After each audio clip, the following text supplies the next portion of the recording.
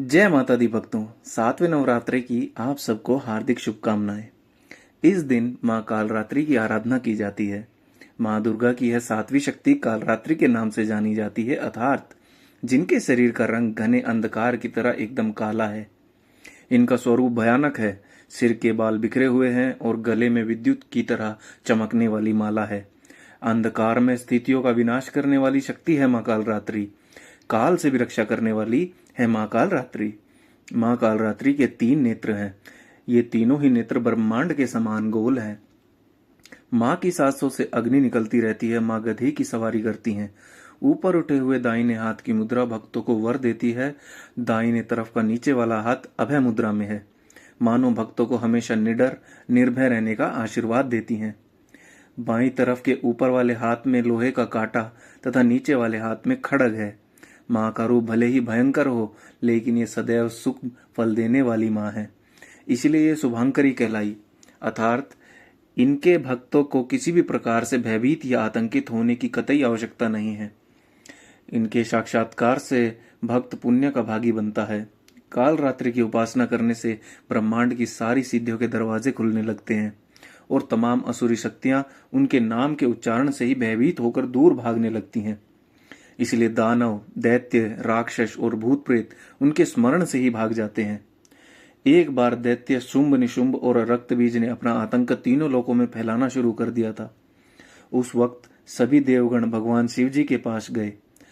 जब भगवान शिव ने सभी देवताओं को चिंतित देखा तो उन्होंने उनकी चिंता का कारण पूछा। तब देवताओं ने शिव शंकर से कहा, हे भोलेनाथ, शुंभ, निशुंभ और रक्तबीज नामक दानवों ने अपने उत्पात से हम सभी को परेशान कर रखा है। कृपया कर हमारी मदद करें। यह सुनते ही भोलेनाथ ने अपने समीप बैठी मां पार्वती की ओर देखा और उनसे उन दानवों का वध करने की प्रार्थना की। भगवान शंकर की विनती सुन देवी पार्वती ने उनके सामने नतमस्तक होकर उनका आशीर्वाद लिया और वहां से जाने की आज्ञा मांगी। दानवों का वध करने के लिए मां निकल पड़ी। माता पार्वती ने दानवों का वध करने के लिए मां दुर्गा का रूप धारण किया।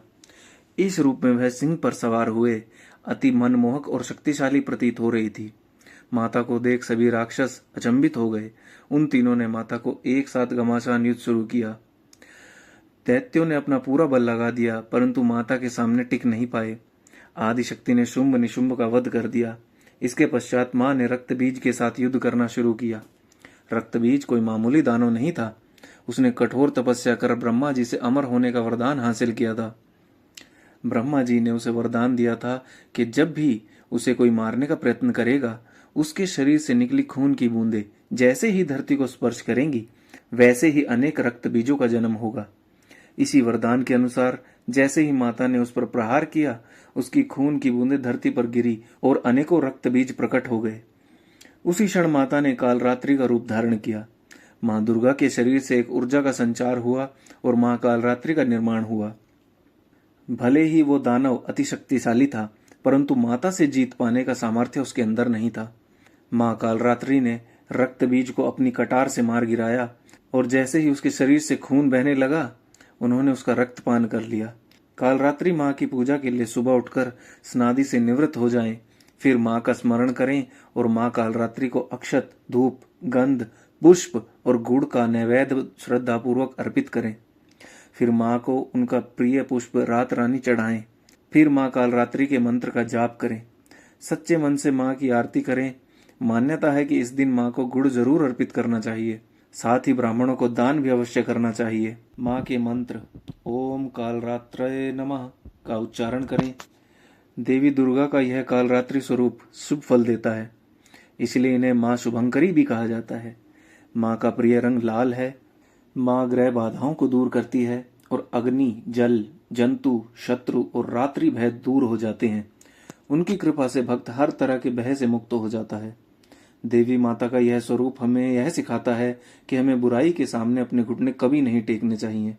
तो प्रेम से बोलिए, जय मां कालरात्रि।